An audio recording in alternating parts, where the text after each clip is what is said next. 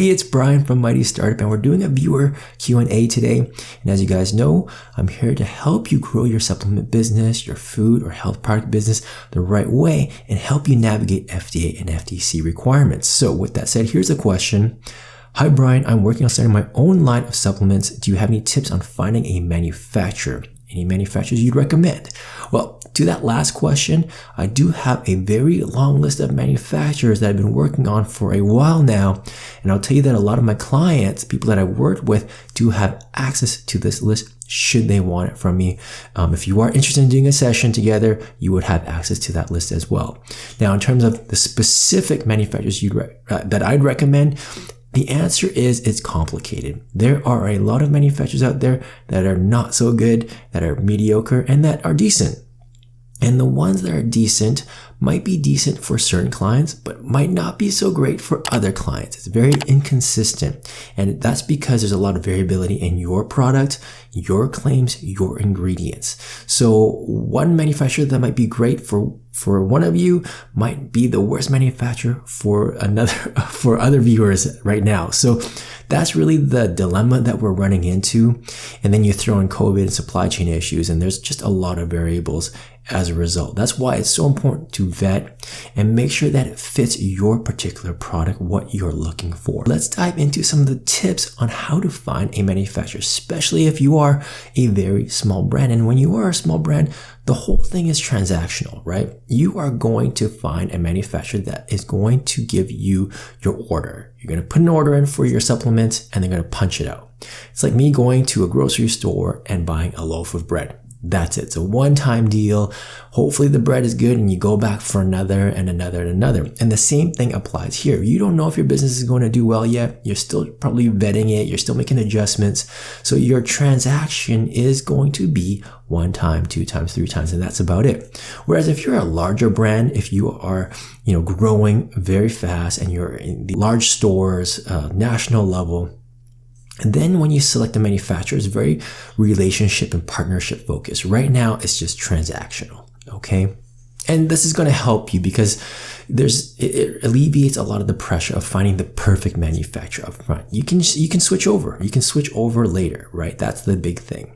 But in terms of the tips, well, first of all, watch my other videos. There's 2 videos I want you to watch. I believe how to find the perfect manufacturer, as well as one on how to create a dietary supplement from scratch. There's a lot of process in those videos that are key. First one is making sure that you at least do some preliminary digging of the manufacturers that are available to you, from a cost standpoint, lead time standpoint, from an inventory standpoint, and also location standpoint. These are all really important things. I mean, if there's an issue, you want to be able to go to the manufacturer. Don't you want to go and tour the site and see the facility for yourself? Like, these are really important things for you. The other thing too is just vetting the whole concept of your product, right? Yes, you have this great idea for a supplement and you have this great idea for the types of ingredients that it should be and what you want the product to do. But if it's going to be really expensive for you, you want to know that now. If you have a limited number of manufacturers to choose from, you want to know that now. So it's really important to at least watch those videos. And the big takeaway there is do some preliminary digging before you go into the specifics of your product and what you want the manufacturer to do. Just see what is the general lay of the land in terms of your options. And then the other thing I need you to do, and this is the big message from these videos, is that I want you to create a label.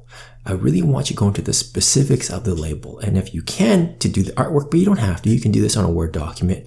And this is going to force you to figure out what your benefits are, your callouts are, your features, certifications you're going to need, etc. And have all of this vetted from a compliance standpoint before you go and explore things with the manufacturer. Because the manufacturer is going to a certain degree, try to take advantage of you. They're going to want you to put in that PO. They're going to want you to put in that money, right?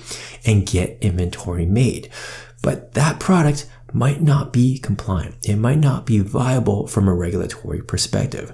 They don't care. They just see you as someone that is going to buy inventory from them. What I'm saying is that before you spend that money, before you lock yourself into these commitments, you get your product vetted from a compliance standpoint. That means building out a label, a Word document with all the content on there so we could really see what needs to be delivered upon from the manufacturer, but also is this product actually viable, right, from a compliance standpoint? Because it's quite possible that someone like myself comes in and say, oh, that's actually illegal, that's not permitted, or that content of X ingredient is actually going to get you in a recall scenario. Let's pull that out. So there's so many things that can happen, and I'd rather you figure that out now before you lock yourself into any commitments or put any money down with a contract manufacturer. Yeah, other important thing about having your product vetted for compliance is understanding what regulatory framework your product actually falls under.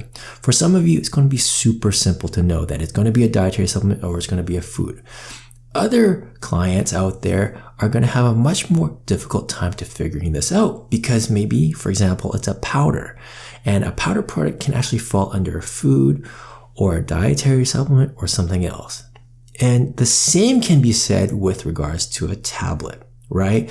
Some tablets, like a Pez, for example, Pez candy is a candy, it's a food. But in other situations, as we all know, a tablet is like a multivitamin or a dietary supplement. So it's really important for us to figure out which framework is right for your product. Like I said, some of you, it's super clear, but others might be a little bit gray. We got to figure that out. And that's going to help drive us and find the right manufacturers, find out which manufacturers has the appropriate certification, depending on the regulatory framework your product falls under. Assuming we've got those basics figured out, what happens next? Well, you're obviously going to engage with the manufacturer. You're going to ask them for pricing and lead times, right? You're going to ask them also for the certifications that they have. I would also recommend that you get their terms and conditions, so the business commitments or contracts that they have, as well as an example certificate of analysis or finished product spec. Some manufacturers won't be able to provide that, but I think a lot of them will be able to provide something for you. A lot of them might say it's proprietary, confidential. No problem, just tell them to redact the confidential information, because right now we want to make sure that their certificate of analysis is in the right format, is in a format that you like, and it also gives us insight around the types of testing parameters of a finished product and what their capabilities are.